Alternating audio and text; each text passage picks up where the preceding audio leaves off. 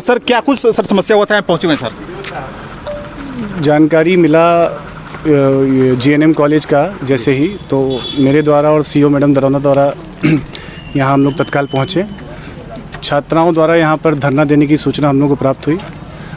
आकर जब छात्राओं से बात किया गया तो उनके द्वारा विभिन्न समस्याओं को हम लोगों से अवगत कराया गया। उनकी जो समस्याएं थी, उनकी जो मांगें थी, उसमें प्रमुख मांगें थी कि उनका जो हॉस्टल है छात्राओं का, उसमें जो बेसिक फैसिलिटी होनी चाहिए वो कोई व्यवस्थाएं उनको नहीं प्राप्त हो रही हैं। विगत कई माहों से उनको ना तो यहाँ बेहतर पानी की सुविधा है। कुल 6 आरओ लगाए गए हैं हॉस्टल में, जिसमें से केवल 1 आरओ कार्यरत है। ऐसा हम लोग जाके, जब हमने और सीईओ मैडम ने जाके देखा उसमें, तो वास्तविकता भी हम लोग को ये देखने को मिला।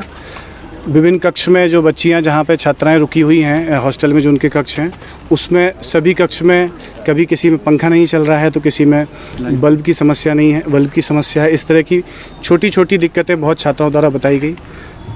दूसरा एक बड़ा छात्राओं द्वारा आरोप लगाया गया इस स्कूल की, कॉलेज की प्रिंसिपल पर।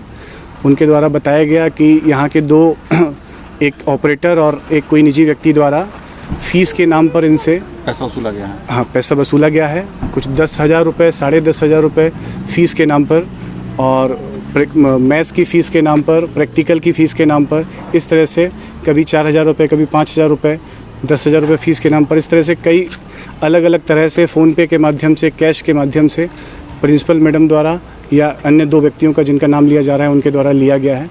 इस तरह के आरोप सभी छात्राओं द्वारा लगाए गए हैं। छात्राओं द्वारा एक लिखित में तीनों प्रथम वर्ष, द्वितीय वर्ष और तृतीय वर्ष के छात्राओं द्वारा संयुक्त साइन करके हमको लिखित में शिकायत दी गई है। और इस मामले में जिला पदाधिकारी महोदय को और अनुमंडल पदाधिकारी महोदय को हम लोग अवगत कराएंगे और अग्रेतर सर द्वारा इसमें लापरवाही सामने आ रही है ना सर? जी, वास्तविकता में प्रथम दृष्टया देखने में पानी के अभाव में 3 बच्ची बेहोश हो गई। उसके बाद बच्ची उग्र हुई है, तब आप लोग पहुंचे हुए हैं। दूसरा, बच्चियों ने कहा कि यहाँ लाइब्रेरी नहीं है, लेकिन लाइब्रेरियन यहाँ है, बहुत दिनों से पैसा ले रहा है। ये क्या है? ये भी सूचना प्राप्त हुई है कि लाइब्रेरी नहीं है, लाइब्रेरी कभी खोली नहीं गई है, और लेकिन लाइब्रेरियन के नाम पर कोई निजी व्यक्ति का यहाँ अपॉइंटमेंट हुआ है। इसको भी बच्चियों ने लिख कर दिया है।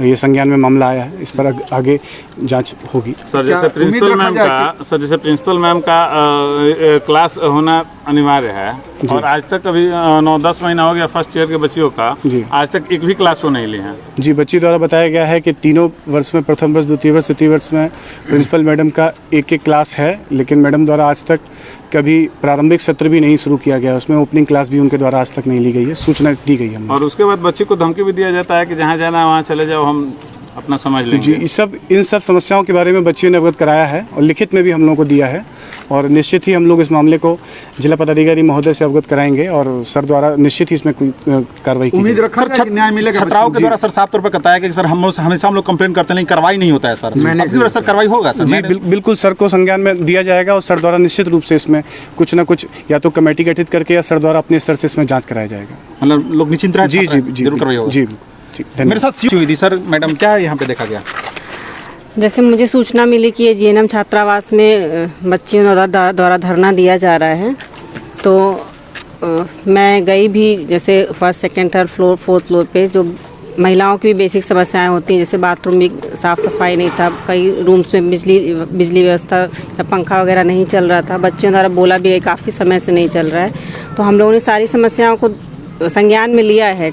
और जैसे कि एसडीपीओ सर आए हुए थे, तो सर द्वारा भी बोला गया कि इसमें हम लोग गहन तरीके से इंक्वायरी कमेटी बैठाएंगे। और आप लोग को देखने से लापरवाही यहाँ पे दिख रहा है? हाँ, लापरवाही तो संज्ञान में आई है कि 180 बच्चियाँ हैं, और बेसिक जो सुविधाएं हैं, पानी भी सुबह से नहीं है, जिस तरह से आज सूचना हम लोग को मिली है।